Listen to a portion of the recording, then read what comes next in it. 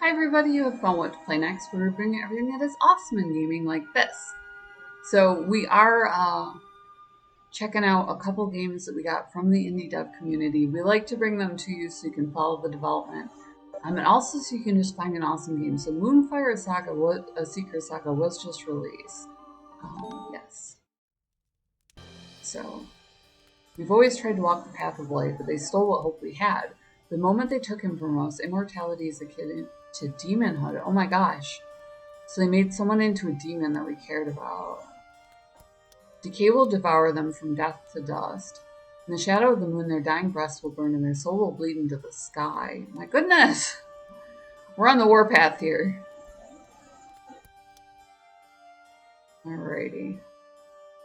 Chapter 1, The Sending. Because, start at Chapter 1. So this looked a little JRPG, a little rock and roll. We were excited to look into it and kind of see how it plays, because it's doing that thing where it does mash up the different styles and gameplay elements, and we want to see, how that's going to play out and how that's going to affect gameplay.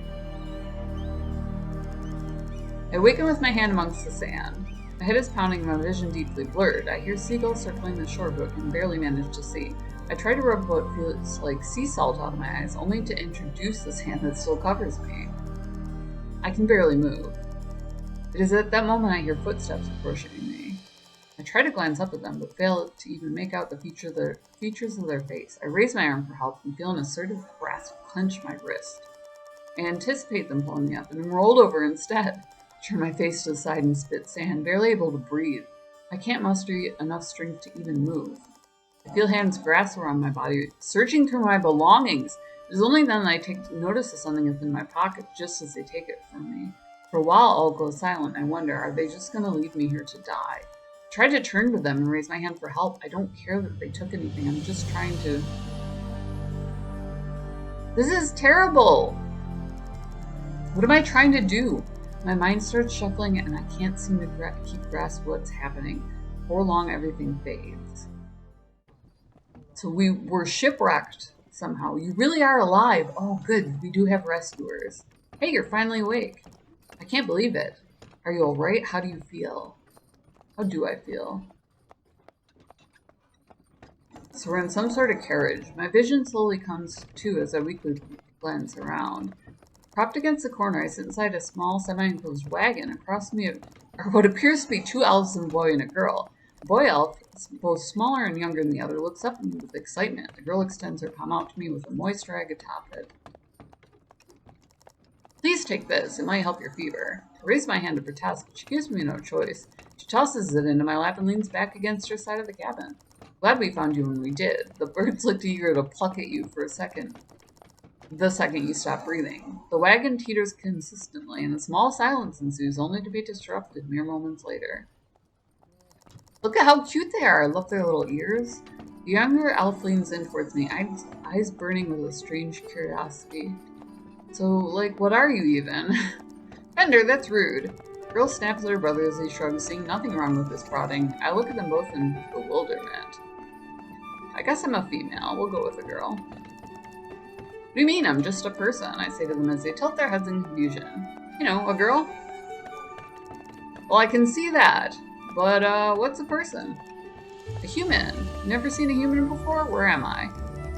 You're in Melenthia, northern country of Tavnor. The two pause, noticing a lack of reaction from me. You not know of it? Who cares of that? It's neat. You're like a furless... But not an elf. That's so cool. Sorry, are we overwhelming you? She smacks her brother playfully. We're just very curious. Is there anything you know of? I don't think I know. Everything is foggy. I don't even know how I got here. Oh gosh, we found you nearly dead by the sea. She pauses for a moment. Drat, forgive me, we forgot to introduce herself. You're okay, why are you talking to me? Choices appear here. Any grayed out choices cannot be selected at the moment. Okay. So clicking anywhere in the dialogue, or you can just press enter. You're okay. You're okay, no reason to be so formal. You can call me Cora, this is my little brother, Fender. We're elves. You've seen elves before, right? With a soft shake of my head, she continues. Elves are the descendants of the Fae, and one of the many populations in Melanthia, who mostly inhabit the western parts of Tavnor. Thus, the orcs and the rest of the creature kind. I guess there's you now, too. You remember your name? I'll go with Bob. My name is Bob. Bob's your name? Bob's your uncle. Yes. Bob, huh? I don't think I've ever heard of anyone having a name like that before. My goodness! Just as Fender finishes, a bipedal female jumps on the side of the wagon, her head poking through as she observes everyone before speaking. What I can see of her, she's wearing a slim outfit with a cowl. A single-sheathed weapon is strapped to either side of her belt. Hey, I caught up. All good, Cora? Cora nods with feeling. Can you head up front with the others? Cat blinks, and with a soft nod, hops off the side of the wagon, trotting up the road. After she leaves, I turn to Cora and Fender once more. So why choose to save me? She probably wouldn't like to admit it. It's just in Cora's nature to help everyone she sees.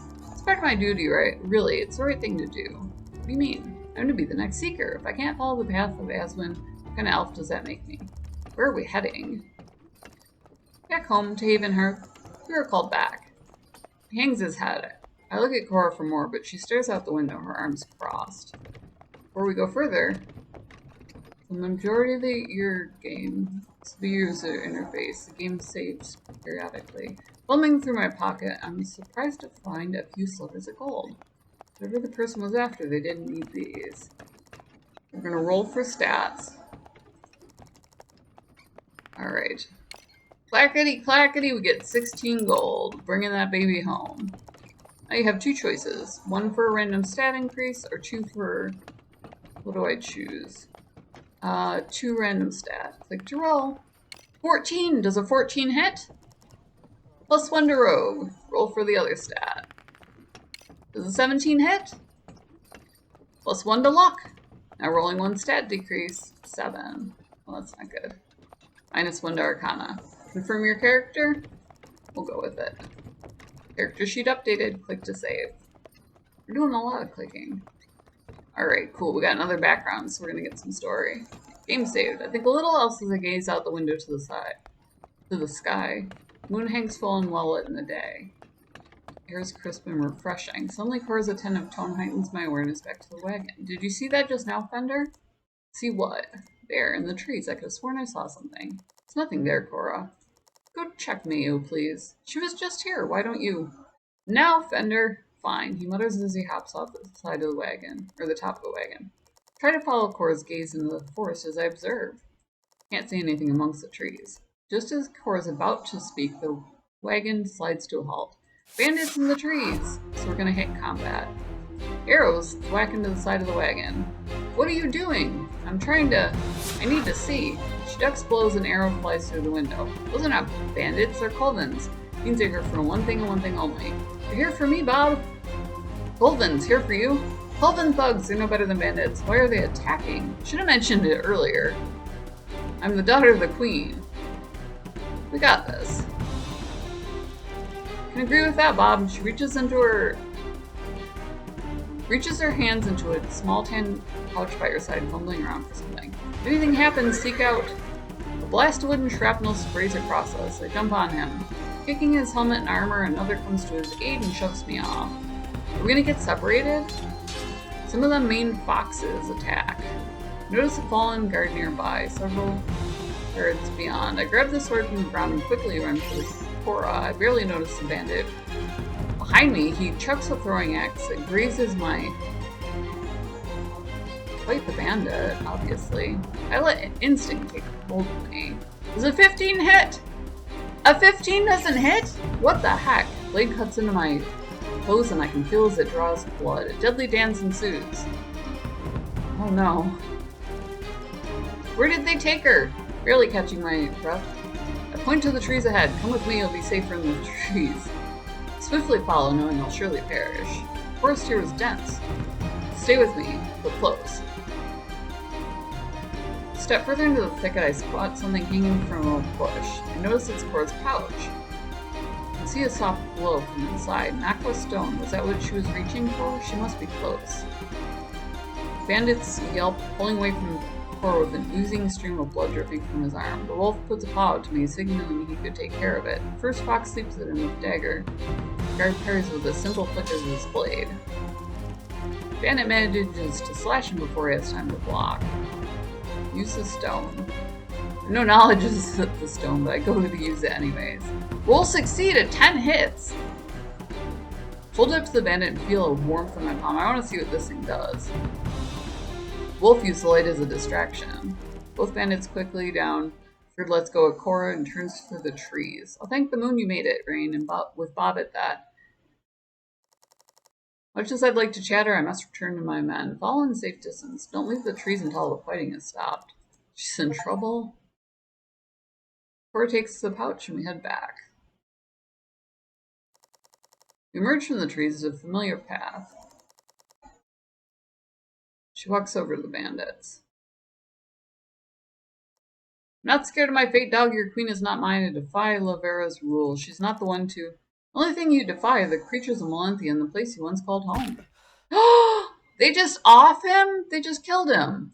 Link in the description below if you do want to play along. Also down there is Gamer Grind, Gamer Coffee, shipped to your door. They'll put your logo on merch for like nothing bucks. At KOFI, you can buy this chick a coffee, $1, make me smile, or you can support us on Patreon. So if you love this sort of thing, if you like the combination of like narrative, adventure, and then also a little bit more in the way of RPG.